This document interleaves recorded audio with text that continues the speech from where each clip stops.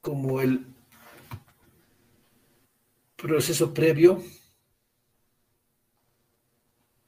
en la búsqueda de una solución constructiva. Obviamente un proyecto responde a una necesidad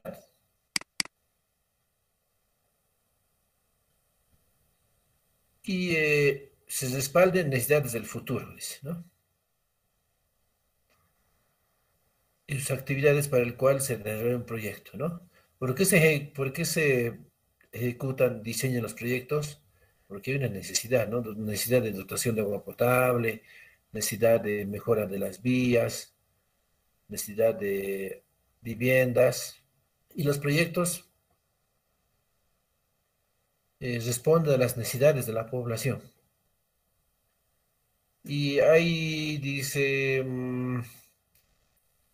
antes de esta guía había una gran cantidad de formatos, por lo que esta guía dice, es un complemento, ¿no? Al reglamento básico de preinversión, que también lo tengo, en el cual específicamente se contemplan los aspectos inherentes al diseño y presentación de un proyecto, ¿no? Porque había muchos formatos de presentación y el Ministerio de Vivienda ha decidido, bajo este formato, hacer un formato único, ¿no? Porque, mm, sobre todo, han debido escuchar ustedes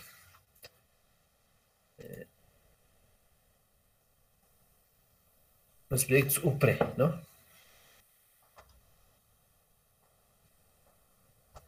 Estos eran la unidad de proyectos de la presidencia, ¿no? Eso lo manejaba el Evo en sus épocas y lo que hacía era, los municipios tenían que elaborar el proyecto, para eso lo hacían con sus propios técnicos,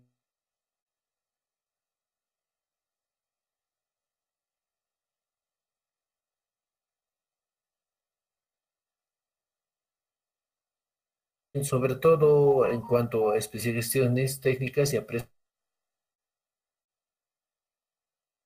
problemas sanitarios, eh, y negociaban la contraparte con el gobierno municipal, ¿no? Sobre todo estos UPRE eran para municipios, digamos, pequeños, no capitales, ¿no? Algunos municipios capitales también se han beneficiado, siempre y cuando sean de la línea del gobierno. La Paz, como nunca ha estado, nunca ha sido una alcaldía del MAS, por ejemplo, no se ha beneficiado, ¿no? El Alto sí, porque ha sido una época del MAS. Entonces, como se pedía proyectos a los municipios presentaban en una gran diversidad de formatos, ¿no? Con lo cual se sacó esta guía para estandarizar el diseño y la presentación de proyectos. Esto sería para inversión, ¿no? O sea, proyectos que el gobierno se compromete a financiar. Dice, establecer los lineamientos, preceptos y lineamientos técnicos del diseño y presentación de proyectos públicos, porque son los que financia el Estado, a través de instrumentos que permitan mejorar su calidad, aplicación normativa en nacional internacional específica, desarrollada por las entidades en el ámbito de atribuciones. La entidad se refiere, puede ser cualquier entidad pública, pero específicamente los gobiernos municipales.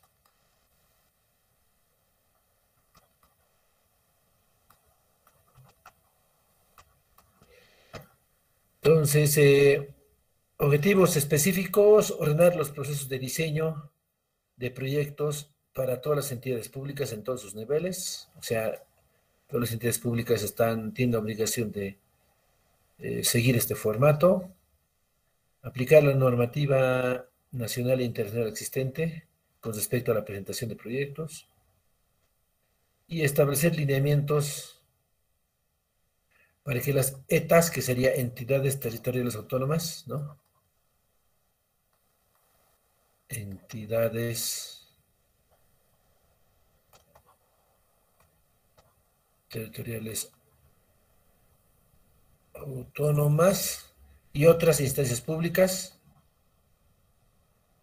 puedan desarrollar o modificar o complementar su normativa. O sea, pueden, dice, elaborar su propia normativa de presentación de proyectos diseño y presentación de proyectos, pero siguiendo estos conceptos y formatos, ¿no? O sea, por ejemplo, el gobierno municipal de La Paz podría elaborar su propia guía de elaboración y presentación de proyectos, pero tiene que seguir los parámetros de estas normas. La guía está referida sobre todo, dice, a proyectos de vivienda e infraestructura pública, los decía. Entonces, para proyectos de agua, para proyectos de residuos, proyectos de riego, alcantarillado, existen unidades específicas, ¿no? Dentro del Ministerio de Medio Ambiente está el Viceministerio de Agua, Servicios Públicos, y la Dirección de Agua, la Dirección de Riego, entonces la Dirección de Residuos Sólidos. Entonces, igual a ABC, o sea, todas las entidades tienen su propio formato, ¿no? Entonces, ustedes cuando vayan a hacer o ejecutar, están trabajando para la alcaldía o vayan a ser consultores, tienen que remitirse a estas guías, ¿no? Dentro de estas, ¿qué se incluye dentro de estos proyectos de vivienda? Se incluye centros de educación, o sea, colegios, centros de salud, centros culturales, centros de transporte, centros recreativos, centros de comercio, centros administrativos y otros, ¿no? Toda esta gama se incluye dentro de lo que son vivienda y infraestructura pública. Entonces, el proyecto que nos vamos a hacer, el proyecto que vamos a hacer para este semestre está dentro de estos rubros, ¿no? Ustedes pueden buscar colegios, hospitales, centros culturales, viviendas, ¿no? Transportes, recreativos, comercio, administrativos. Esto pueden buscar, ¿ya? Para su proyecto. Hemos dicho que vayan buscando un proyecto que no sea muy pequeño, porque vamos a ser en grupos de A3. Y como todavía continúa la inscripción, hasta la siguiente semana. Ya la siguiente semana ya voy a crear el- la actividad en Classroom para que puedan presentar ya sus planos en AutoCAD. Se excluyen, dice, vías, redes, sistemas de energía, agua, saneamiento básico y otros porque tienen sus propias entidades, ¿no? Sus propias entidades o propios cabezas de sector, yo diría, que tienen su normativa específica. La ABC tiene su normativa, redes, por ejemplo, de gas y EPGB tiene, lo mismo el Ministerio de Energía, lo mismo el Ministerio de Medio Ambiente, entonces cada uno tiene su normativa específica, por lo cual esta guía solo contempla vivienda e infraestructura pública.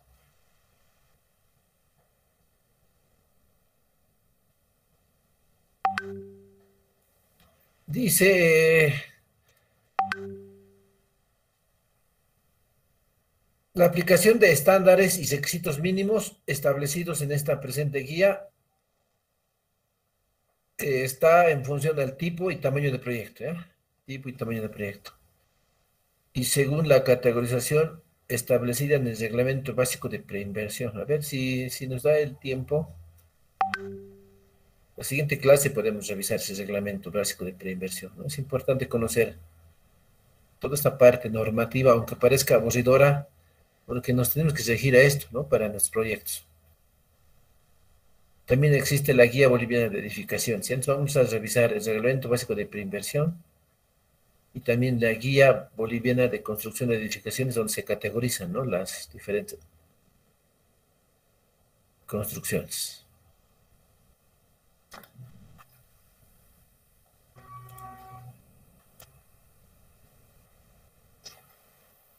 Tenemos el diseño de la ingeniería a detalle. Dice, el proceso previo fue establecido en el artículo 11 del reglamento de preinversión. El diseño de elaboración el diseño de ingeniería a detalle, el proceso de elaboración del diseño de ingeniería a detalle es lineal y requiere completar, dice, las etapas, ¿no? ¿En qué consiste? Consiste primero en Estudios básicos de ingeniería, ahí tenemos topografía, suelos, tenemos diseño arquitectónico, diseño de ingenierías, sería sanitario, eléctrico y otros, puede ser gas, calefacción, yo qué sé.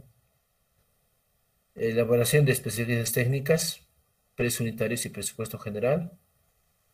Elaboración de cronograma de obras y proyecto de diseño final. Todo esto en realidad nos vamos a hacer desde acá, ¿no? Esta parte vamos a desarrollar. Eh, Dice, todas las actividades se deben de efectuar en una secuencia lineal. Si no, significa que para avanzar a la siguiente, primero se debe complementar la actividad, ¿no? O sea, sin hacer estudios básicos, sin hacer estudios de suelo, por ejemplo, no podemos hacer diseño arquitectónico, se necesita hacer todo lo que son estudios de suelo, ¿no? Para saber de qué dimensiones van a ser nuestras zapatas. Entonces, topografía también, ¿no? Para saber cuánto tenemos que excavar, los niveles de fundación y todo lo demás. Entonces, luego de hacer los estudios básicos, recién diseño arquitectónico, recién diseño de ingenierías, especialidades técnicas, presupuestarias y presupuesto, cronograma de obras y proyecto de diseño final, ¿no? Son las etapas de un proyecto de ingeniería de tales. Vamos a ver los componentes, ¿ya? Por ejemplo, en estudios básicos de ingeniería, ¿qué se incluye? Se incluye estudio topográfico, estudio de suelos. Pueden ver, por lo tanto, que todo proyecto es multidisciplinario.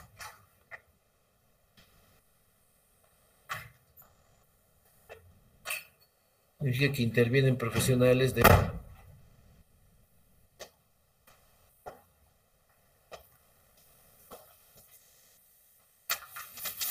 diversas especialidades, ¿ya?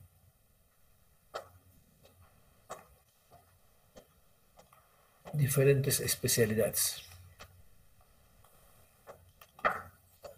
Tenemos, por ejemplo, en estudios básicos de ingeniería se incluye estudio topográfico, estudio de suelos, estudio del área de intervención, que eso es más con la ley de uso de suelos, ¿ya?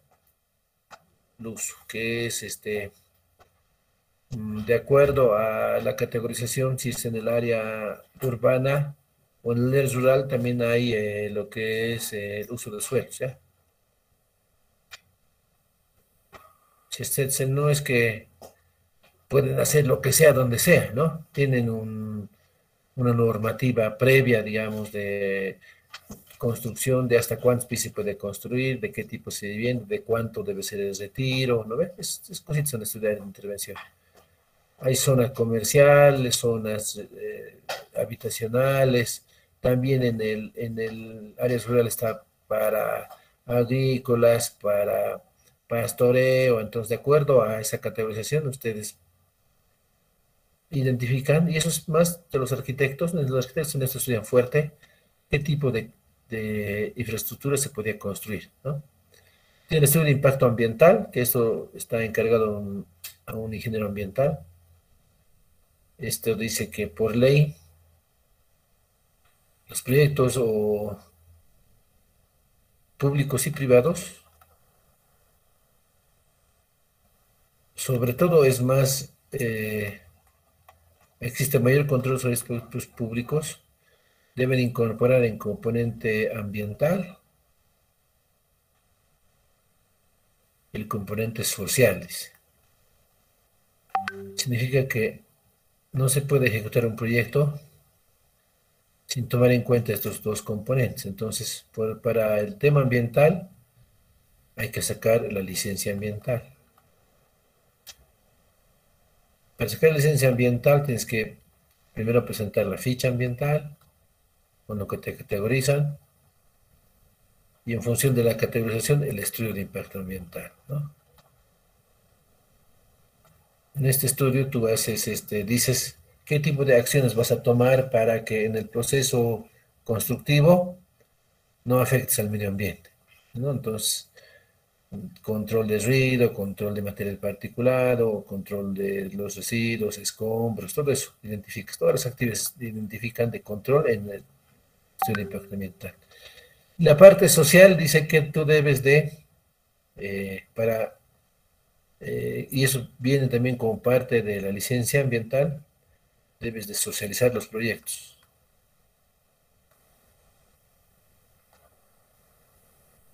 O sea, no puedes ejecutar un proyecto si la gente no está de acuerdo, ¿no? Puede que sea, porque si no está de acuerdo, puede que no sea una necesidad. Entonces, hemos dicho, los proyectos a qué responde a una necesidad de la población. Si no están de acuerdo, puede que para ellos no sea una necesidad, ¿no? Y puede ser que para ti sea una necesidad, pero para ellos no. Entonces, si la gente no está de acuerdo, no se puede ejecutar el proyecto. Si ha habido varios proyectos que se han caído porque a pesar de que tenían financiamiento, mm, la gente no sentía esa necesidad, por lo que si no están de acuerdo no se puede ejecutar. Si tú estás obligado previamente a la ejecución, ¿cuáles son estudios previos, estudios básicos de ingeniería? A socializar el proyecto, explicar el proyecto y tener la conformidad de la población, ¿no? Para la ejecución. Entonces, es muy fácil en proyectos de carreteras, de agua, ¿no? Porque siempre hay necesidad. En proyectos más complicados que son, por ejemplo, hacer un relleno sanitario, si es una necesidad para la población tener un lugar donde llevar la basura, pero para los que viven ahí, cerca del predio, no, dicen, no, ¿por qué van a traer aquí, no? Para ellos mejor es un perjuicio. Ahí está, se complica, ¿no? No quieren ellos, ¿no? Varios proyectos de rellenos sanitarios han quedado, digamos, no se han podido ejecutar porque no se ha logrado consensuar con la población, ¿no? Aquí mismo hay un ejemplo de la planta, ahora recién se arrepienta, ¿no? Eh, la planta de energía atómica que tenía que estar, energía nuclear para el tratamiento de enfermedades como el cáncer, que tenía que ser en Mayasa, ¿no? Se había hecho todo el diseño, todo el estudio, y en la parte social no han querido, ¿no? En Mayasa. No, no, y no. La gente no puede obligar, eso dice la ley, ¿no? Entonces, finalmente el proyecto se ha tenido que mover y ahora está en el alto, ¿no? Y ahí están haciendo ya los estudios de energía nuclear para el tratamiento del cáncer, por ejemplo. Después tienes la ingeniería de diseño de detalle. ¿Eso qué incluye? El diseño arquitectónico, que obviamente está el arquitecto. El diseño de ingeniería civil, eso es el estructural. El diseño estructural responde obviamente a un diseño arquitectónico. Se plantea el diseño arquitectónico. A veces hay cada arquitecto que tiene ideas medio descabelladas y nos tenemos que responder, ¿no? Mm, De manera estructural. Luego viene el diseño de ingeniería hidrosanitaria, el diseño de ingeniería eléctrica y el diseño de ingeniería complementarias. Aquí puede ver, por ejemplo, gas, ¿no? Gas, redes de internet, otros, ¿no?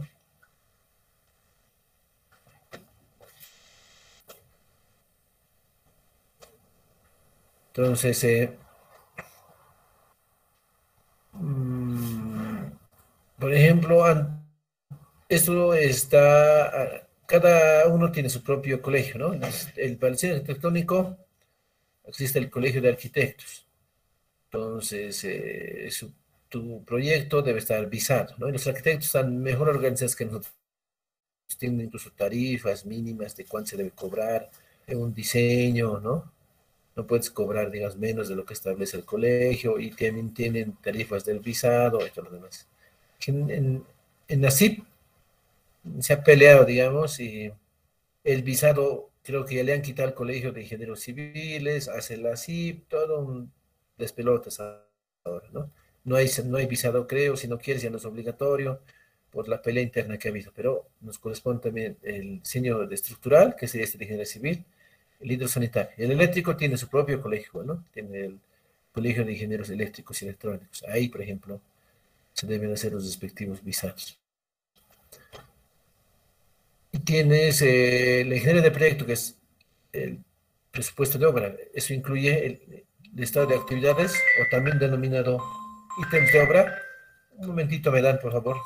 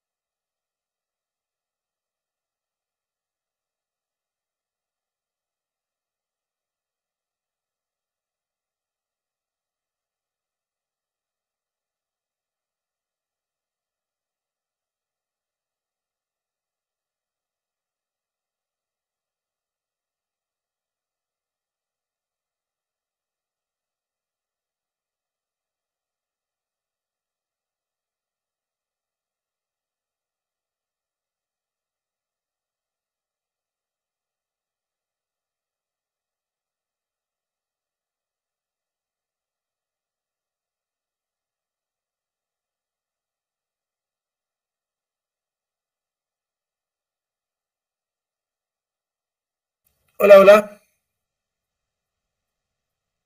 Hola, hola, hola. ¿Me escuchan? Sí, que se escuche. Ya, vamos a ver. ¿Qué incluye el presupuesto de obra? Incluye lista de actividades, también llamados ítems de obra,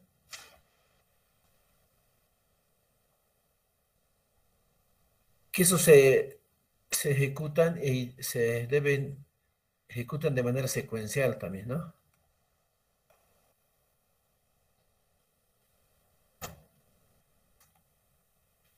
Se hace, haces la excavación, ¿no? Ah, compactación del nivel de desplante, ¿no? El hormigón pobre, luego armadura, luego el vaciado, ¿no? Entonces tiene una secuencia de ejecución. En función de la secuencia de ejecución se deben identificar estos ítems de obra, ¿ya? De todas maneras, ahí les voy a dar yo listados del gobierno municipal de La Paz, donde están toda una gran cantidad de ítems de obra y en función de eso ustedes van a tomar para el proyecto, ¿no? Para identificar los ítems de obra del proyecto. Tienen que ponerse ustedes como si estuvieran construyendo, ¿ya? Para poder identificar los ítems de obra. Especificaciones técnicas. Esto se refiere al procedimiento de ejecución y el control de calidad, ¿ya?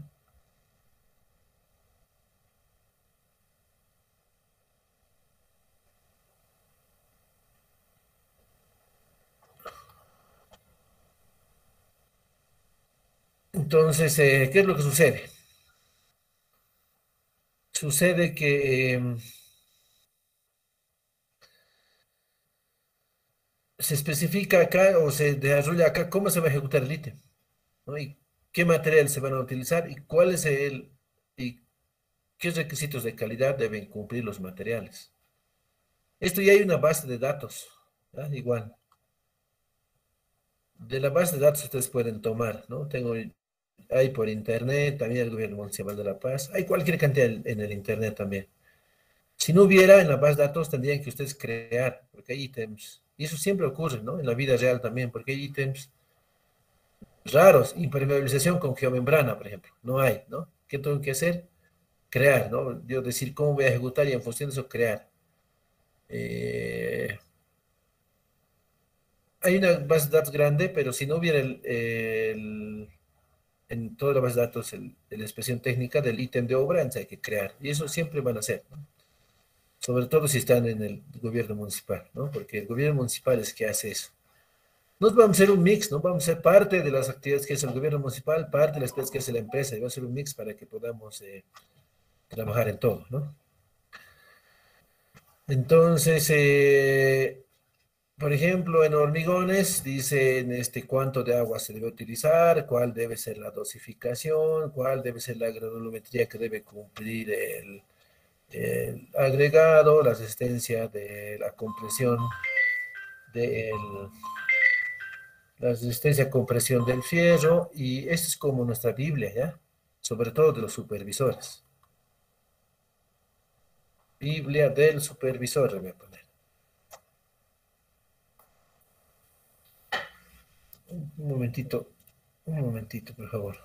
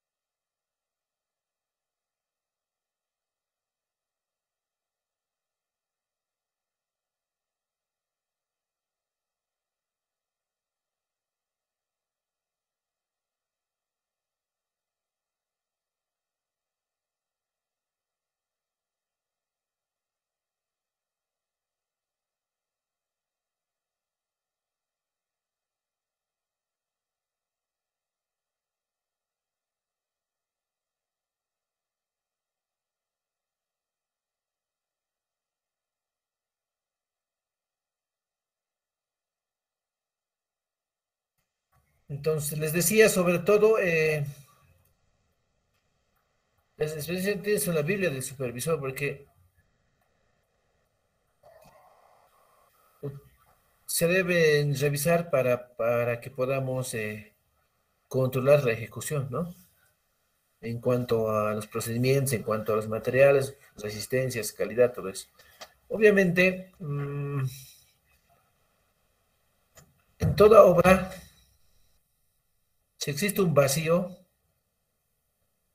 el supervisor tiene la palabra, porque él tiene la última palabra. ¿Por qué? Porque mm, el papel todo lo aguanta, usted sabe, ¿no? Y ya, digamos, en cancha es diferente, ¿no? Por ejemplo, ¿qué pasa si estamos haciendo el Zapata, hacemos aquí el ensayo de SPT? Resulta que la capacidad portante no cumple, ¿no? Porque cuando han hecho el estudio de suelos, han hecho de todo. El suelo es un material heterogéneo, ¿no? Han hecho, digamos, 3 puntos y justo donde está la zapata que es aquí, el suelo tenía una calidad más baja. ¿Qué hacen, no? Tienen que ser mejoramiento del suelo, se tienen que excavar a una mayor profundidad, tienen que hacer el cambio de suelo, pueden hacer suelo cemento, suelo cal, ¿no? Lo que les permite mejorar, ¿no? Hay unos bulbos de compresión, tienen que diseñar, digamos, en función de los bulbos de compresión, la profundidad de cambio que se tiene que hacer para la mejora del suelo, ¿no? Ese ítem no está dentro de las obras, pero es necesario ejecutar. O quién sabe, ustedes pueden incorporar también vigas de arrastre, o sea, ¿quién tiene que dar la solución? El supervisor, ¿no? La empresa dice no. Claro que finalmente termina dando a la empresa, porque el supervisor a veces es que hay que verlo de ambos lados, ¿no? Ustedes siempre tienen que ponerse en la piel del supervisor y del, no hagan lo que ustedes no quieren que les hagan, ¿no? A veces, digamos, vos identificas como empresa un problema, le das al supervisor en el libro de redes que tienes la obligación y el supervisor se lleva su tiempo. Mientras tanto, obviamente tu plazo corre. Ya, mm, a veces ya por hacerlo rápido, decía, si hay ese problema, yo propongo esto, ¿no? El supervisor dice, ya, ¿no? O no, otra solución. ¿Qué habría que hacer? Habría mejora de suelo. Y esa mejora de suelo no está dentro de los ítems de obra, no está dentro de especificaciones técnicas tampoco, porque era un ítem que no habíamos incluido porque no sabíamos que en esta parte, justo por esta parte, digamos, había sido relleno, ¿no? Esta parte había estado la carga del suelo había sido menor. Entonces, el supervisor tiene la posibilidad de poder elaborar planos nuevos, no más que la posibilidad, la obligación, ¿no? De emitir nuevos planos de ejecución, o sea, hacer los diseños y las especificaciones técnicas, ¿no? Y la empresa hará los cómputos métricos, el análisis de presión unitarias para saber en función de la instrucción del supervisor cuánto va a cobrar por ese ítem, ¿no? Yo he dicho, yo le instruyo que haga solo cemento en tal profundidad, ¿no? Con tales materiales y puedo darle la expresión técnica más y en función de eso la empresa cotizará y dirá, yo le cobro tanto, ¿no? Y luego hay que hacer un balance del presupuesto general para saber en cuánto impacta la obra, si esto sube, ¿no? Tenemos también límites en cuanto a los órdenes de cambio, eso va a ser más adelante, ¿no? De todas maneras, esto lo ven ustedes en dirección de obras. Eso debe ser algo rápido. Entonces, ¿qué incluye? Incluye cómputos métricos, incluye análisis de precios unitarios. Ahora se utiliza software para análisis de precios unitarios. Y finalmente, el presupuesto por ítems y general de la obra. Incluye el cronograma de obra y la presentación de planos, ¿no? Todo eso sería la ingeniería de proyecto, ¿no? Entonces, en resumen, estudios básicos de ingeniería, diseño de ingeniería de detalle, aquí sería diseño de ingeniería de detalle, eso lo veo.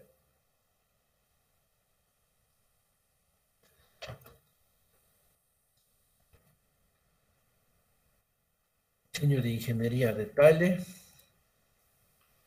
eh, presupuesto de obra, cronograma de obra y planos, ¿no? Y los planos también tienen, por si acaso, formato. Eso en cada institución nos dicen el tipo de hoja a utilizar, el tipo de carimba a utilizar, también tienen un formato, ¿ya? Siempre ustedes tienen que consultar, digamos, en cuál es el formato de plano en el cual se debe presentar. A ver, vamos a ver lo que es los estudios básicos de ingeniería. De los estudios básicos de ingeniería hemos dicho que están el estudio topográfico, el estudio de suelos, estudio de área de intervención, estudio de evaluación de impacto ambiental y otros, ¿no? Vamos a ver cada uno de ellos. En lo que es el estudio topográfico, dice en el informe de estudio topográfico, obviamente se encarga un topógrafo, debe estar registrado en el Colegio de Topógrafos.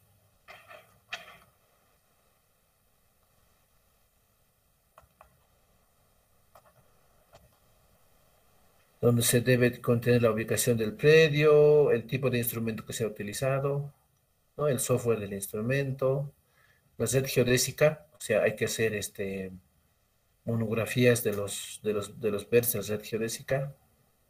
Normalmente aquí en el gobierno municipal de La Paz eh, se tiene, digamos, una red geodésica de vértices distribuido por todo el municipio, ¿no? Y hay que ustedes tendrán que identificar qué vértices han tomado, ¿no? Obviamente, si está aquí el proyecto, no han tomado uno lejano, han tomado uno cercano, por ejemplo, estos dos han tomado.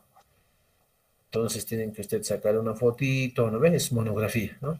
Una fotito, poner ahí sus coordenadas geodésicas y poner sus coordenadas UTM de cada uno de los vértices, porque eso va a servir a futuro ya en la etapa de diseño o de la etapa de ejecución para hacer un control topográfico. Entonces, en ese aspecto, el gobierno municipal de La Paz está bien organizado y tienen ustedes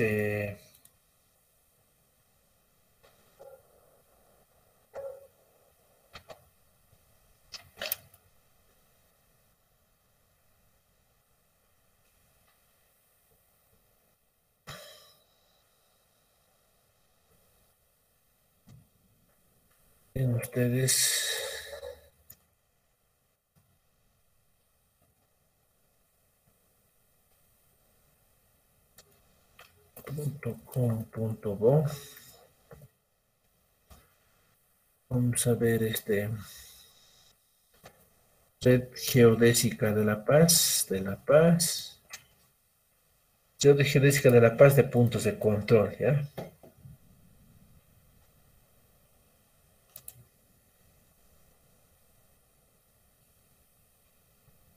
Aquí está, ¿no? Tienen distribuidos por todo el municipio. Donde ustedes quieren hacer, por ejemplo, si nos vamos a Cota, por decir, donde está la ciudad universitaria.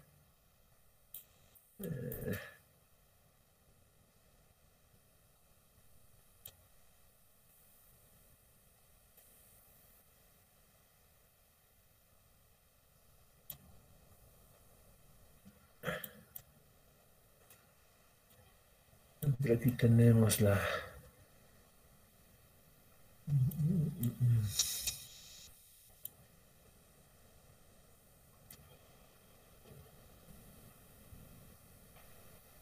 aquí está, ¿no? Aquí está, por ejemplo, Cota. Tenemos el Instituto de Hidráulica e Hidrología. Y aquí podemos ver los vértices de la red geodésica más próximos, ¿no? Que están acá, ¿no? Y sería, ¿no? El PC61 y el M260. O de este lado, del otro lado, aquí podemos, ¿no? PC221 y M257, que serían los más próximos al proyecto. Entonces, oeste, ¿no? Que está sobre la avenida Costanera, oeste que está en la plaza. Entonces, podemos tomar estas coordenadas o adquirir, ¿no? De estos puntos de control, adquirirlas porque se compra, ¿no? No es gratis. Si está el punto monumental, una plaquetita y vas al gobierno municipal, pagas y te dan, ¿no? Las coordenadas. Y tú, obviamente, ya con GPS, luego arrastras coordenadas hasta el proyecto. Pero tienes que decir qué vértices de la red geodésica es utilizado, su código, una monografía, en realidad, una fotito, su ubicación, sus coordenadas, todo lo demás. Entonces, también tienes que identificar desde puntos de control dentro del proyecto, ¿no? Eh, Normalmente los puntos de control del proyecto siempre se ejecutan en áreas donde no va a haber intervención. A ver, por decirles, es el área donde voy a intervenir. Mm, Identifico los vértices de la red geodésica que están con otro color. Les voy a poner, por ejemplo, este y este. Son por lo menos dos. Y los puntos de control del proyecto. eh, los puntos de control del proyecto están normalmente en el contorno, ¿ya? Donde haya buena visibilidad, dice. Le voy a poner los puntos de control verdecitos, ¿ya? Normalmente los ponemos en el contorno. También puede haber uno interno, pero ese interno va a ser temporal, ¿no? Porque como voy a intervenir esa área, esto va a desaparecer. Puede haber puntos de control, digamos, fijos o puntos de control mm, móviles, digamos, o no permanentes, sino permanentes, si ustedes quieran decir. Los permanentes los pongo usando en el contorno porque luego en el proceso de ejecución, en el replanteo, voy a utilizar estos para poder hacer el control topográfico de la obra y si coloco uno entre medio, sé que eso con el tiempo se va a perder. Entonces, tengo que identificar también y obviamente a partir de los puntos de control o BM, si ustedes quieren, de proyectos, son BG, vértices geodésicos, son de la red geodésica, ¿no? Y son de proyectos, se tienen que estar enlazados, ¿no? Sin proyectos de envergadura. Si son proyectos pequeños, normalmente no enlazamos, ¿no? Directamente con un GPS podemos identificar las coordenadas de los puntos de control en proyecto.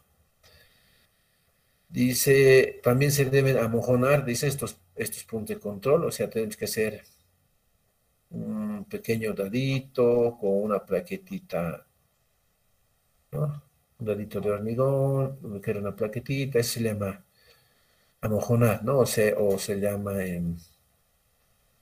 eh, para que materializar, también llaman otros, ¿no? Para que estos puntos de control sean visibles y permanentes. Luego, recién tomando estos puntos de control, se realiza el levantamiento de puntos del proyecto, ¿no? Y obviamente la elaboración del plano. En los planos, ¿qué se incluir? Datos referenciales del proyecto, forma y dimensiones del perímetro del predio, o sea, por ejemplo, este puede ser el límite del predio, ¿no? Eh, Sus vértices, una tabla de todos los vértices del límite del predio. Eh, Referencias físicas, perfiles longitudinales y perfiles transversales de acuerdo a necesidad. ¿No? Eso sería lo que debería incluir el estudio topográfico. ¿Qué debe incluir el estudio de suelos? ¿No? El estudio de suelos eh, debe tener, sobre todo el estudio de suelos es geotécnico, ¿ya? Sobre todo es geotécnico. Dice, el estudio de suelos debe suministrar los datos suficientes de mecánica de suelos y características geomorfológicas, dice. Deben contener la siguiente información, por lo menos, introducción, ascensos, objetivos, alcances, legislación aplicable, geología, ¿no? La parte geológica, una descripción geológica. En La Paz ya sabemos, ¿no? Es la formación en La Paz, la Grada de Miraflores, ¿no? Consideraciones geomorfológicas, condiciones de estratigrafía, consideraciones de litología, condiciones hidrogeológicas, sobre todo lo específico a lo que es el nivel de las aguas freáticas, ¿no? ¿Por qué? Porque eso nos permite saber hasta qué, si podemos ser o no sótano, por ejemplo. Porque no hay mucho problema en el caso de La Paz. Por la alta pendiente, los niveles freáticos relativamente son profundos, depende, pero de cada zona. En el alto, por ejemplo, hay zonas como Camino Viecha, que es bien superficial en nivel freático. Por ejemplo, ahí las construcciones, imposible que puedan tener sótano, se puede inundar. Y la geotecnia, lo que les decía, la geotécnica que tiene el estudio de las fatigas admisibles, que se determina con el ensayo SPT, ensayos de corte, ¿no? Puede ser corte directo, corte triaxial. Aquí tienen incluso las normativas con las que se deben aplicar, o sea, por eso este manual está bien detallado bajo estas normativas. Granulometría. Esta granulometría la hacemos para la clasificación del suelo, ¿no? Hay dos, ¿se acuerdan bien? Hay dos sistemas, ¿no? Sistema unificado de clasificación de suelos y el ASTO, ¿no? Entonces, esto es para estructuras y es para caminos, vías, ¿no? Entonces, tienen diferentes, ¿no? Aquí A1, A2, A3, A5, A7 y aquí tienen SS, CC, DC, ¿se acuerdan, no? Entonces, se aplica para estructuras, se aplica solo para vías, entonces, donde vaya a haber en una obra, por ejemplo, aquí van a construir, estas van a ser las áreas donde van a estar las obras y las vías van a estar acá, por decir acceso, circulación. ¿Para qué aplicamos el sistema unificado de clasificación de suelos? Y aquí aplicamos en vías esto, ¿no? Entonces, desgaste de Los Ángeles. Equivalente área, conclusiones, capacidad por tanto del suelo y otras que correspondan. O sea, tienen, ustedes se dan cuenta, un contenido mínimo del estudio de suelos, ¿no? Ahora, esto como es, dice, mm, lo mínimo que deben tener, si es necesario se puede adicionar, ¿no? En función del tipo de obra y las características de la obra, ustedes pueden incorporar, por ejemplo, permeabilidad, yo qué sé, otro tipo de estudios, ¿no? Pero por lo menos esto debían tener como parte de estudio de suelos. Y esto deberían exigir ustedes si están trabajando en el gobierno municipal, ¿no? Tenemos el estudio del área de intervención, también su contenido mínimo, tienen introducción, análisis de planimetría, análisis del entorno, orientación y aislamiento, identificación de servicios generales, normas de construcción y anexo. Esto es más que todo para ver, para ver, ¿no? Si existen servicios, no existen servicios, ¿no? Cuáles son las líneas de nivel, las colindancias con los vecinos, ¿no? Si hay energía eléctrica, si hay energía potable, si es del alcantarillado, identificación y orientación del asolamiento y del sol, ¿no? Para que puedan ustedes construir en función de la orientación del sol, ¿no? Por ejemplo, los dormitorios o la sala pueden estar, la sala puede ser por donde sale el sol y los dormitorios por donde se mete el sol porque estás en la noche, para que sea más calientito y en la mañana para que la sala esté mejor iluminada, mejor, tenga mejor temperatura, puede estar la sala orientada así. Tienen esos criterios los arquitectos, ¿no? Y sobre todo las normas de construcción del GAM. En nuestro caso es la ley LUSO, ¿no? Ley de uso de suelos. Y pueden descargar de internet, ¿no? Y ahí establece todos los parámetros en función del mapa de riesgos del gobierno municipal de La Paz, de qué tipo de construcción se puede hacer, hasta cuántos pisos, si hay retiros, no hay retiros. Por ejemplo, aquí en Miraflores, obligatorio es el retiro, no se puede construir en toda la superficie, ¿no? Se tienen que identificar esos retiros mínimos. Eso se puede construir. Todos los edificios tienen retiros, ¿no? Y en zonas comerciales se puede hacer sobre todo el terreno que ustedes pueden construir, ¿no? Entonces, y la cantidad de pisos, todo se establece, ¿no? En las normas de construcción, que en el caso de La Paz está bien, bien detallado, ¿no? En función de una codificación, la zona en la cual están, y en función de esa codificación, ya tienen toda una normativa y los arquitectos obviamente revisan esta normativa, la ley LUSO, para saber qué tipo de construcción se puede ejecutar en esa obra. Tenemos los estudios de impacto ambiental, que eso es conforme a lo que establece la ley medio ambiente y tiene la ley de ambientes reglamentos propios, ¿no? El reglamento de gestión ambiental, el reglamento de sus reglamentos específicos. Y en función de esos reglamentos hay que hacer primero la ficha ambiental. La ficha ambiental es como un resumen, ¿no? De la obra, o sea, dónde está, cuál es su ubicación, qué tipo de obras se van a ejecutar, qué actividades principales se van a ejecutar, cuáles son los volúmenes de obra. Es como un resumen, ¿ya? Un resumen general. Y en función de esa ficha ambiental, la autoridad ambiental competente,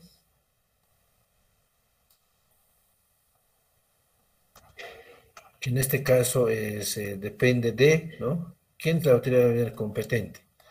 Para el caso de si quieren hacer una obra en el municipio, el gobierno municipal, ¿no? La Dirección de Medio Ambiente. Si quieren hacer una obra que sea de envergadura y que incluya dos municipios, la gobernación. Si quieren hacer una obra que incluya varios departamentos como las carreteras, el ministerio. Entonces, tiene, ¿no? Normalmente nosotros acudimos o a la Dirección de Medio Ambiente o a la gobernación.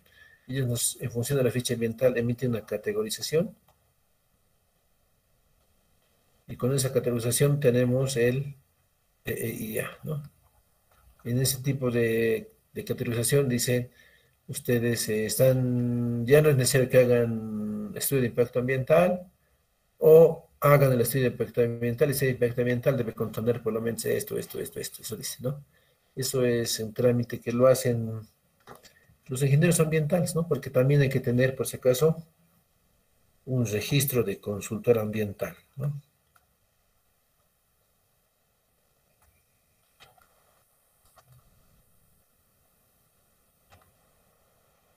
Que se llama RENCA, Registro Nacional de Consultor Ambiental. Solamente ellos pueden hacer, ¿no? Entonces, hacen su ficha ambiental, lo presentan a la autoridad competente. Para la ficha ambiental requieren todos los datos generales del proyecto, volúmenes de obra, áreas, qué se va a hacer, todo lo demás.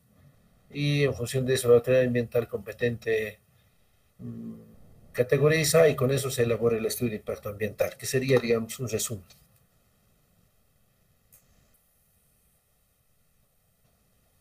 Este proceso ambiental va de manera paralela al diseño, ¿ya? Todo lo que es los estudios ambientales van de manera paralela al diseño. Porque sin tener la licencia ambiental,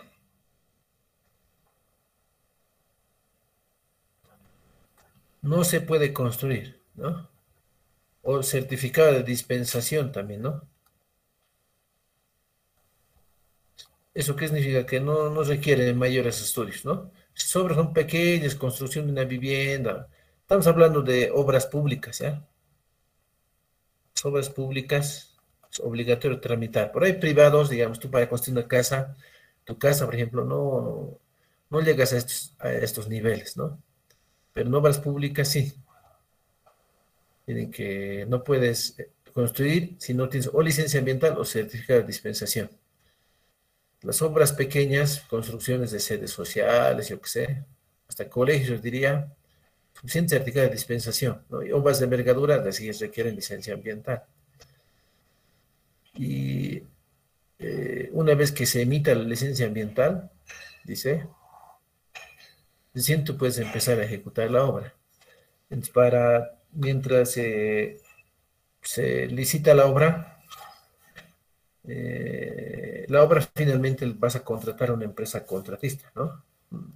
No conozco, o digamos, son muy pocos municipios que ejecutan de manera directa, pero son obras muy, muy pequeñas, ¿no?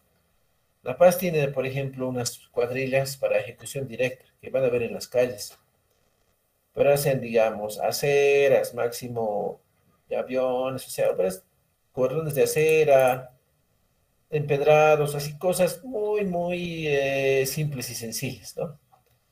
Normalmente siempre se contrata, ¿no? no se ejecuta de manera directa, a menos que sea algo un pintado de un colegio, a menos que sea así, cosas muy, muy pequeñas, ¿no? Normalmente se licita y la licencia ambiental es obligación del gobierno municipal, ¿no? El trámite.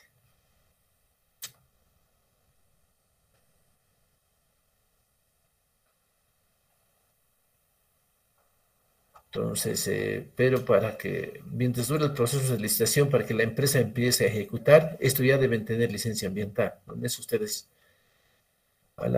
tienen que, digamos, sus técnicos.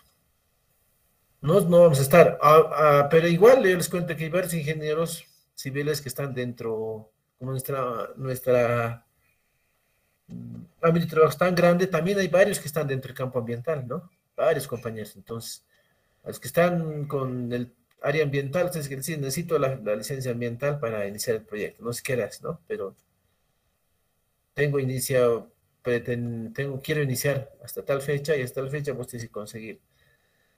Irás todos los días, presentarás todo el tiempo, pero yo necesito esa licencia ambiental, ¿no? Entonces hay que coordinar, ¿no? Para poder conseguir. Mientras no tengas eso, no puedes iniciar la ejecución. Luego el diseño arquitectónico, y esto ya es más para los arquitectos, ¿no? Sí, es más para los arquitectos. Eh,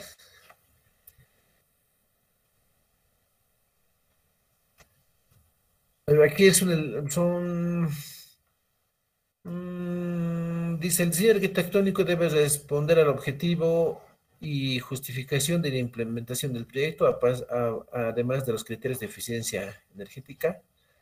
Debes velar siempre por el ahorro y bajo consumo y otros. Sostenibilidad, ¿no? Que esto está que es que esto es por decir, una nueva tendencia ya. Esto he visto mucho en el exterior. Por ejemplo, que todo lo que sea la lluvia, ya no existe, mm, no se bota, ¿no? Como aquí, se almacena, ¿no? Tienes unos tanques, el patio o en el sótano que almacenan el agua de la lluvia, ¿no? Sobre todo del patio, de las cubiertas. Y solamente el remanente, una vez que los tanques estén llenos, se evacúa, ¿no? A- al aire. Pero se almacena normalmente porque tienen un sistema doble, ¿no? Por ejemplo, el agua de lluvia sirve para todo lo que es la instalación sanitaria, ¿no? Lo que son inodoros, en algún caso lavamanos, ¿no?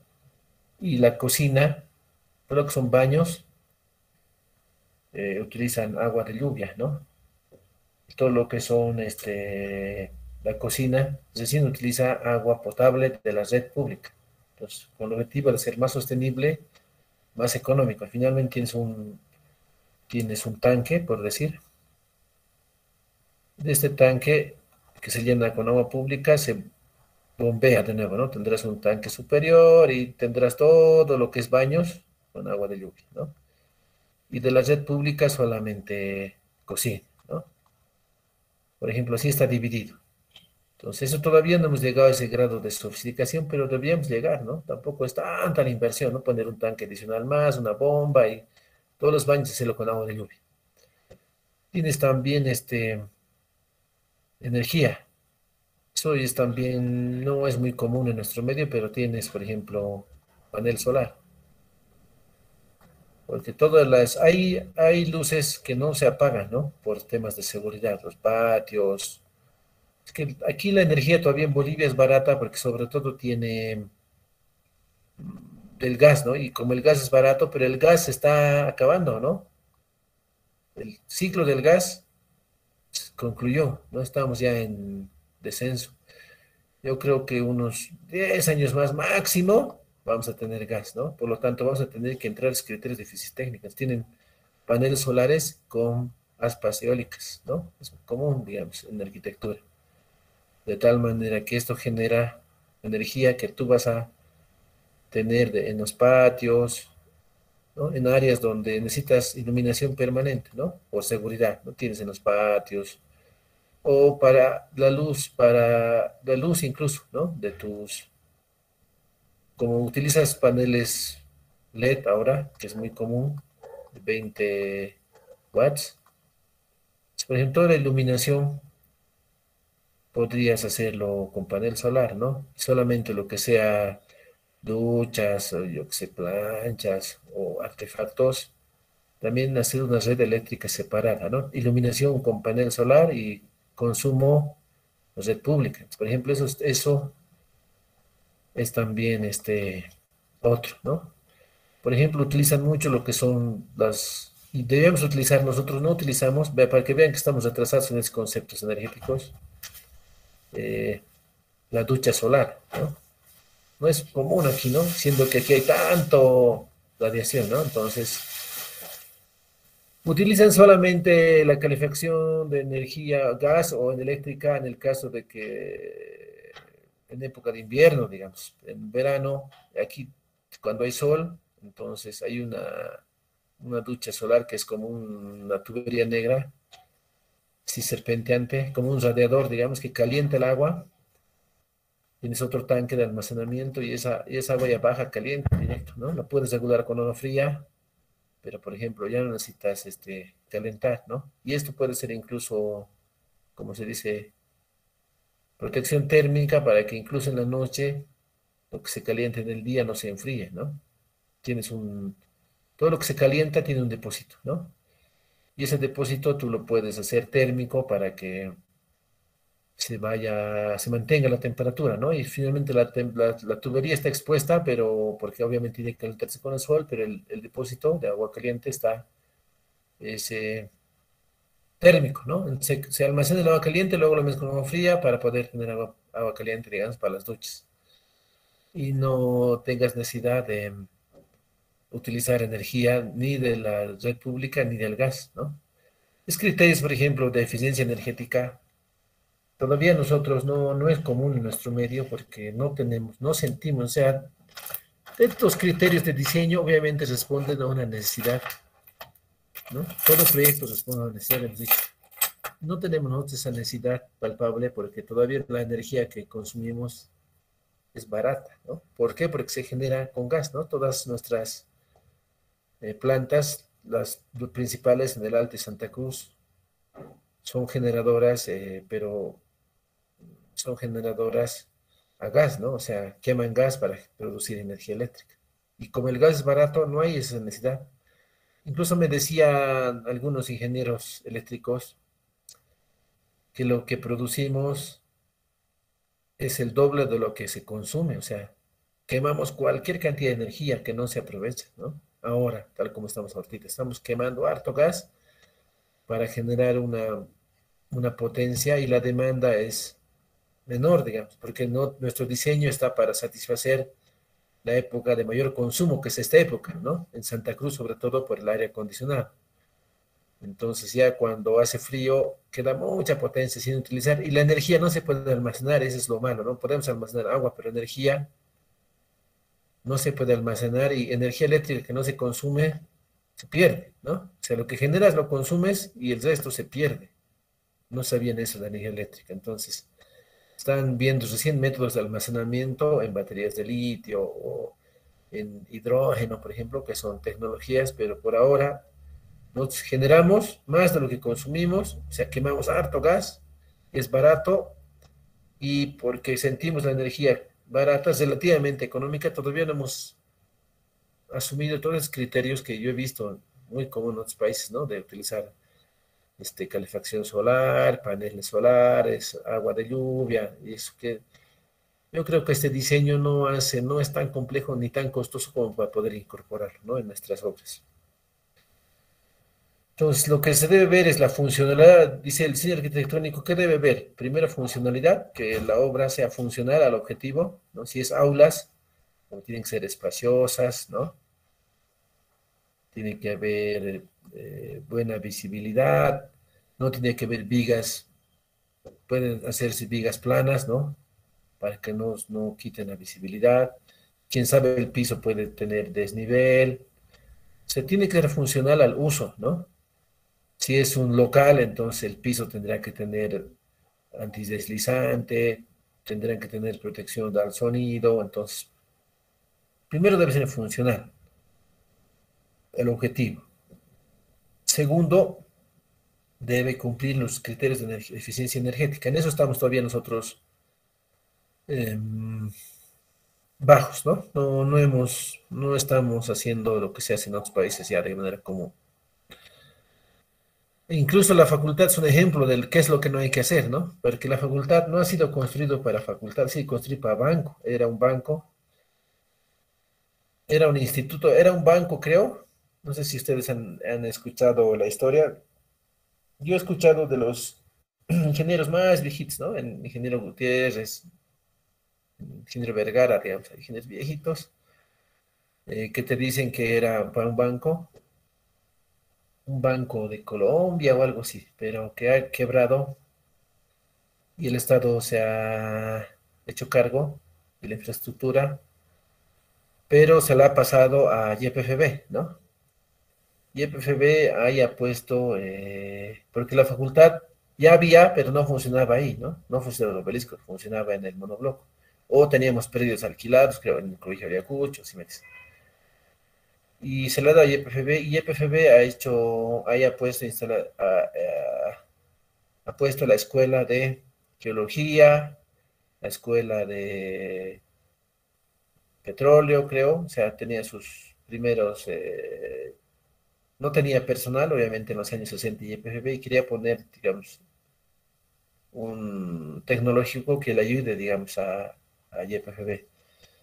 Y luego recién se ha vuelto a Facultad de Ingeniería. Sabían que hasta hace poco, debe ser este año o el año pasado, recién tenemos nosotros papeles, o sea, ni siquiera como nos ha ido dando así nomás el Estado, ni papeles de propiedad teníamos de la facultad, o sea, la Facultad de Ingeniería, la facultad como facultad no era propietario de su propio edificio, ¿no? Recién ahora se ha regularizado todo el tema. Dice, debe plantear tecnología apropiada, buscando su eficiencia. Es muy común, por ejemplo, aquí la construcción con hormigón, es lo más común, pero fuera del país es mucho más sencillo y mucho más fácil, dice, hacerlo de estructura metálica. ¿Por qué no hacemos nosotros de estructura metálica? Porque por el costo, ¿no? Porque no producimos acero, teniendo botón. Todo el acero lo tendríamos que importar, lo que lo hace más caro, pero digamos, para edificaciones de gran altura, 10 pisos, 20 pisos, en los países es mucho más efectivo y fácil el uso de estructura metálica. ¿Por qué? Porque la estructura metálica se puede reciclar, ¿no?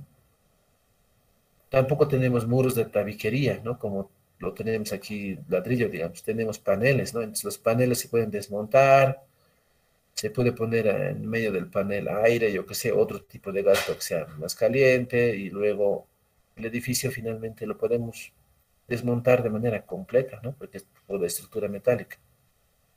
Y eso se puede volver a fundir y se puede hacer de nuevo otras barras. Entonces, ellos, obviamente por la posibilidad de disponibilidad de acero, mucho más común hacer una estructura metálica, finalmente porque absorbe mejor el esfuerzo sísmico, ¿no? Son estructuras que ustedes saben que el acero de mayor capacidad de deformación. En cambio, el hormigón es mucho más rígido, ¿no? Tienen que ponerle, por lo tanto, mayor cantidad de estribos para absorber los esfuerzos sísmicos, ¿no? O poner disipadores en las cimentaciones, que eso tampoco es común, ¿no? En nuestro medio, pero sí hay en otros países, ponen disipadores de energía, o sea, se pueden desplazar el, la zapata, ¿no? También ponen disipadores de energía ahí, ¿no? Para que absorban la energía sísmica, ¿no? El zapato se puede desplazar y lo que minimiza el movimiento del edificio. Por suerte no tenemos nosotros, no somos zona sísmica porque con la tecnología que utilizamos no fuera posible no hacer edificios altos en La Paz, ¿no? Hacemos de hormigón y el hormigón es rígido, ¿no? Cuando lo más común de hacer para edificios altos es hacer estructura metálica con disipadores de energía, ¿no? Eh, Otros aspectos que deben tomar en cuenta el diseño arquitectónico son la creatividad, la organización, el entorno físico, viabilidad financiera, viabilidad normativa, supresión de bases arquitectónicas, etcétera, ¿no? Hay reglas que cumplen, por ejemplo, en cuanto al plano de sitios y techos, dice, se debe presentar desde el plano de ubicación de sitios y techos. Este debe contener la ubicación del lote con referencia al manzano, vías y otras, ¿no? El plano de cimientos, o sea, ¿qué es lo que contiene el diseño arquitectónico? Plano de ubicación de sitios y techos. eh, Plano de cimientos, debe tener entre los ejes de los cimientos y de las zapatas y los cimientos, ¿no? Normalmente se presenta así, ¿no? Se muestran los ejes, se enumeran los ejes, ¿no? Utilizan, digamos, por decir A, B, C, y aquí aparece 1, 2, 3, ¿no?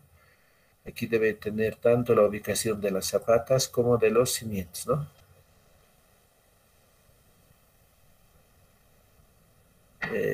Obviamente las dimensiones, tanto en planta como en perfil también, ¿no? En el perfil se muestra, por ejemplo, la profundidad de cimentación, ¿no? Eso falta complementar a nuestra norma, ¿no? Eso siempre hemos visto con varios de sus compañeros que son tesistas.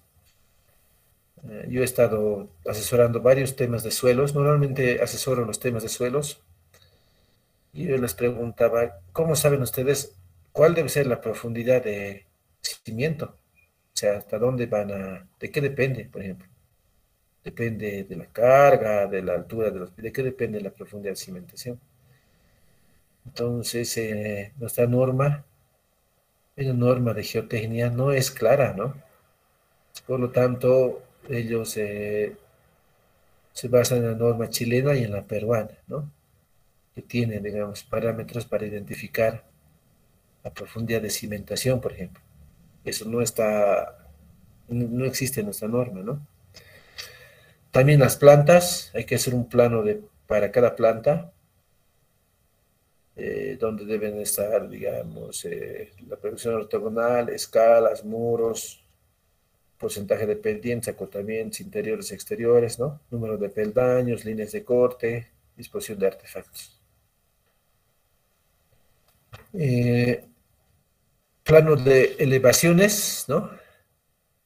Que sería como un corte vertical, ¿no? Este plano de planta sería un plano por cada planta, ¿no? Donde está la distribución de los ambientes, ¿no? Baño, cocina, pendientes, incluso de los drenajes, ¿no? Eh, y tenemos elevaciones que sería como los cortes, ¿no? Donde se muestra el nivel de cada uno de los pisos, y el nivel cero es el nivel de la calle, ¿no? De la acera. Ese sería el nivel cero. Y en función de ese nivel cero, dices más 350 más 7, o si tienes sótano, menos 210, ¿no? Siendo que tu nivel cero es el nivel de la calle. Nivel de piso terminado corresponde al nivel de la acera, y ese sería el nivel cero. Cortes también, perspectivas visuales y recorrido, detalles constructivos, áreas técnicas. Ahora es muy común en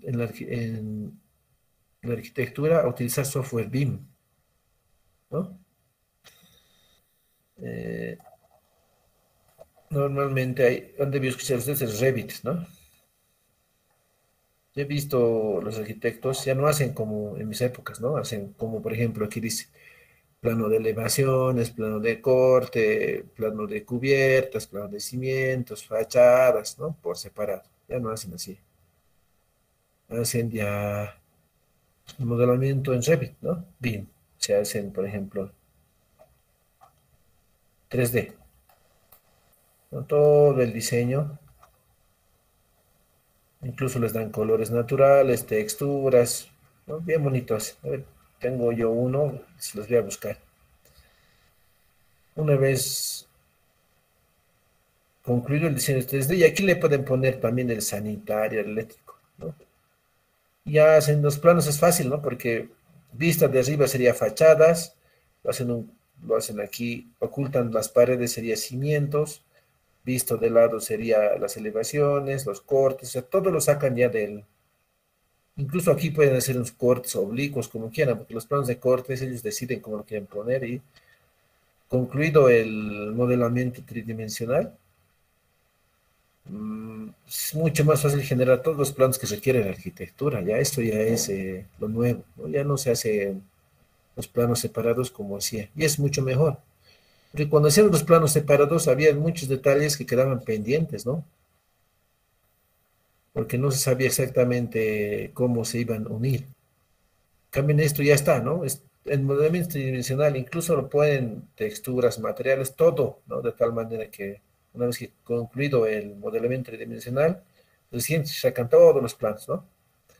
Lo bueno es que en este software BIM como el Revit pueden también diseñar los diseños estructurales, los sanitarios, los eléctricos, todo, ¿no? O sea, pueden trabajar los profesionales en un solo software, puede ser en la nube, ¿no? O sea, por ejemplo, el arquitecto le dice, trabaja, termina su diseño, le pasa al ingeniero civil, al eléctrico y al sanitario y dice ya, sobre eso diseñan y ellos pueden en el mismo archivo complementar los diseños, ¿no? Se puede trabajar online, ¿no? De tal manera que en un solo archivo está el diseño completo, ¿no? Ya no se trabaja por separado como en mis épocas, ¿no? Como era en mis épocas. Le mandamos al arquitecto y el arquitecto hacía todo el diseño, nos va a entrar todas las plantas, elevaciones, pero todo en el plano, en 2D. Luego sobre eso había que trabajar el diseño estructural, luego recién el diseño eh, el sanitario, el eléctrico y todo lo demás, ¿no? En cambio ahora todo se puede trabajar en conjunto en el BIM, ¿no? Y todos los profesionales trabajan sobre el mismo archivo, que son las facilidades que nos da la tecnología actual. En cuanto al diseño de ingenierías, ¿qué tenemos, no? Y con esto vamos a concluir, creo, ¿no? Con el diseño de ingenierías, ¿qué tenemos? En el diseño de ingenierías tenemos el diseño estructural. Obviamente esto también responde a una normativa, ¿no? Código boliviano de CBH 87 o también las normas ACI. Entonces,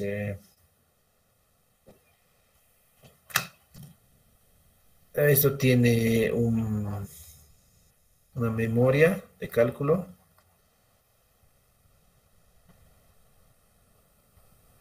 pero también unos planos, ¿no? En los planos están planos estructurales, ¿no? Distribución de armaduras, incluso sí, se debe incluir la plana de armaduras, lo que ustedes saben hacer. Tienen que estar, por ejemplo, el proyecto que van a ejecutar debe incluir, ¿no? El diseño arquitectónico debe incluir el diseño estructural, ¿ya? Si no hubiera, ustedes lo pueden complementar, ¿no? Porque hay muchos me dicen, no, es que solo el diseño arquitectónico, ya, pues, complételo el estructural, o no pueden. Ah, me dicen, ¿no? Entonces, dice normas de diseño, descripción de las cargas, ¿no? Ustedes saben que hacemos diferentes escenarios para diferentes tipos de cargas, ¿no?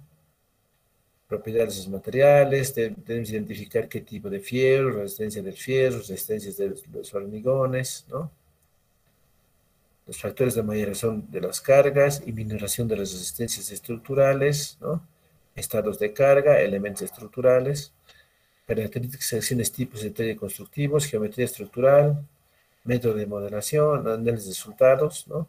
Reacciones en los apoyos, deflexiones, desplazamientos de los nudos, esfuerzos en elementos, deflexiones, ¿no? Finalmente, todo esto concluye con los planos estructurales, ¿no? Pero obviamente debe responder a una memoria de cálculo en la cual se describen todos estos, ¿no? Las cargas, todo lo demás. Si quieren, les puedo dar un ejemplito, ¿no? De un análisis. Voy a preparar para la siguiente un ejemplo de un diseño estructural. Y tienes los planos estructurales que en función del diseño, obviamente, en función de la memoria de cálculo, se elaboran los planos. Esto se puede hacer utilizando software. Es mucho más común ahora hacerlo utilizando software también. Y el plan de mantenimiento, ¿no? Esto ya es para luego de que se ejecute la obra, ¿no?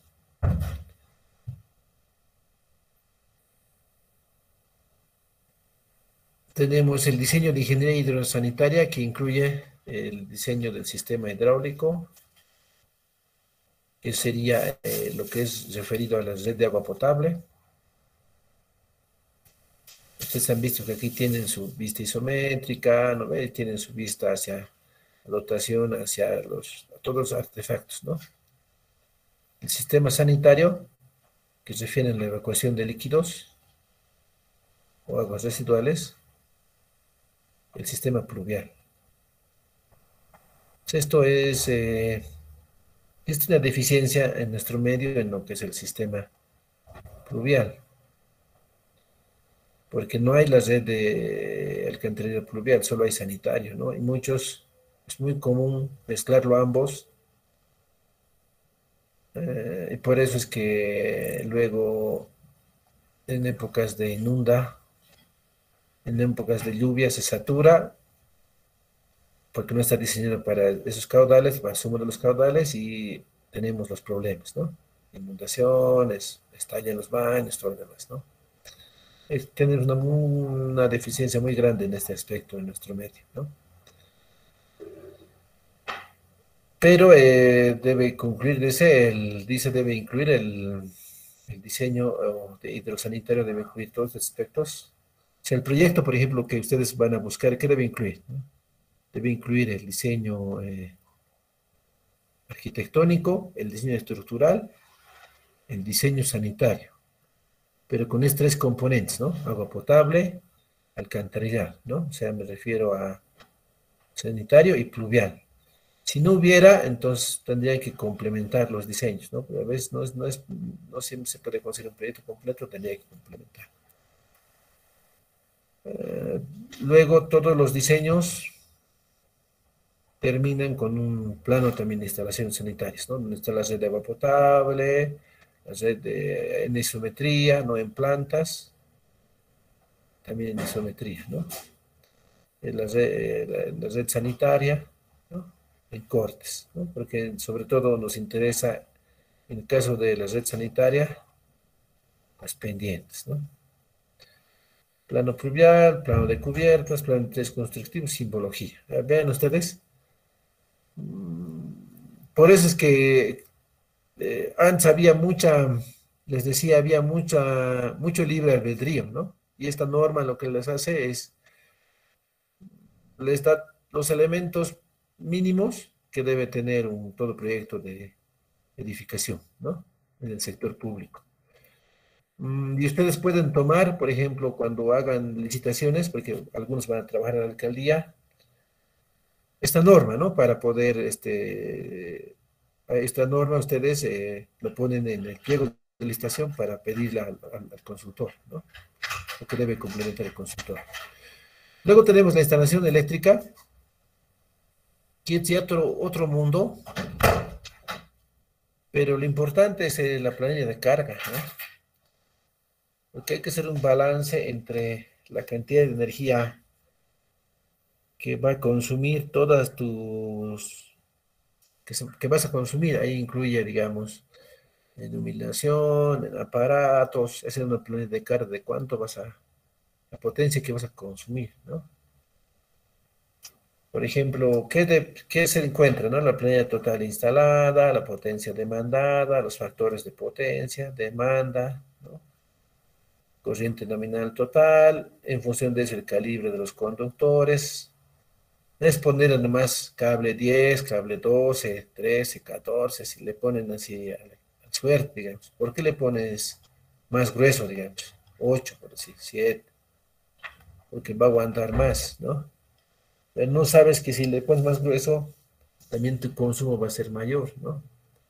Le pones, digamos, yo siempre escucho, le voy a poner más grueso, ¿sí? ¿Por qué le vas a poner más grueso? No, es que más va a aguantar y no va a tener problemas. Bueno, lo que no sabes es que si le pones cable más grueso, tu consumo va a ser mayor. Y obviamente factura te los va a ser más alta. Entonces tienes que ponerle el suficiente como para el consumo que vas a tener, ¿no? Por eso se hace un análisis de la potencia, ¿no? Demandada. Diámetro de los ductos, ¿no? Para alimentación secundaria, niveles de tensión, frecuencia nominal, protectores, ¿no? Sobre todo la protección es importante, ¿no? Porque, ¿qué pasa si hay un rayo o si hay una alta tensión? Debe saltar la protección, ¿no? No tu aparato, no se debe quemar tu tele, tu refrigerador, ¿no? Sino se debe saltar la protección. Eso, por ejemplo, es importante, ¿no? Cuando no existen sistemas de protección, como estamos hablando de obras públicas, puedes tener equipo muy costoso, ¿no?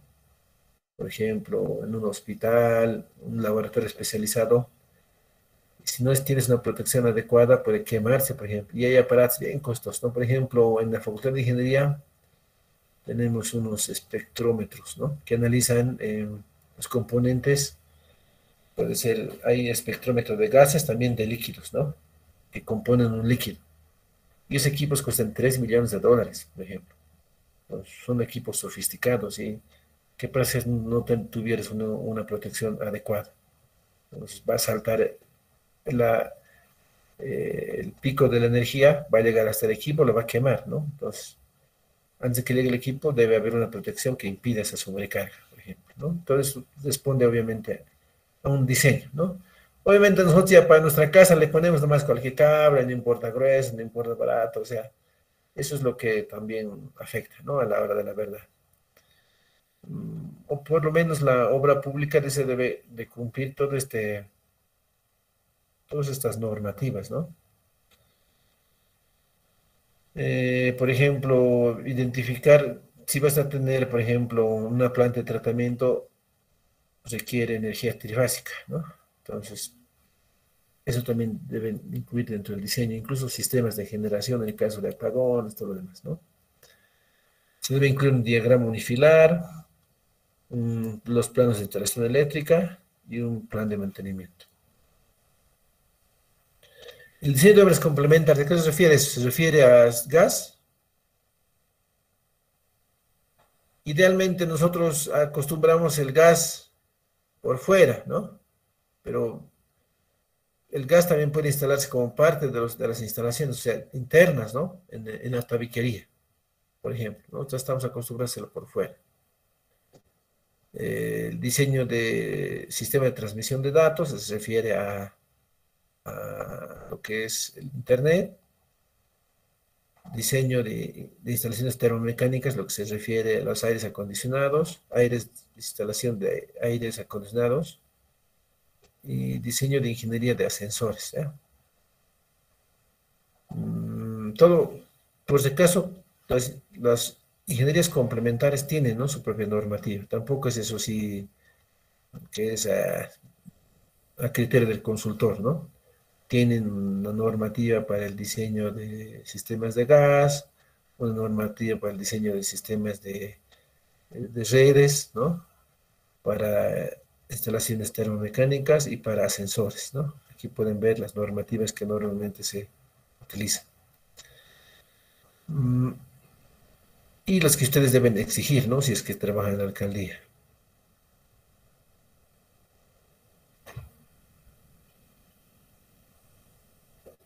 Hasta ahí sería, ¿no? Vamos a continuar el día viernes, chicos. Entonces les quedo muy agradecido. El día viernes vamos a terminar con esta norma, que es la norma para diseño y presentación de proyectos.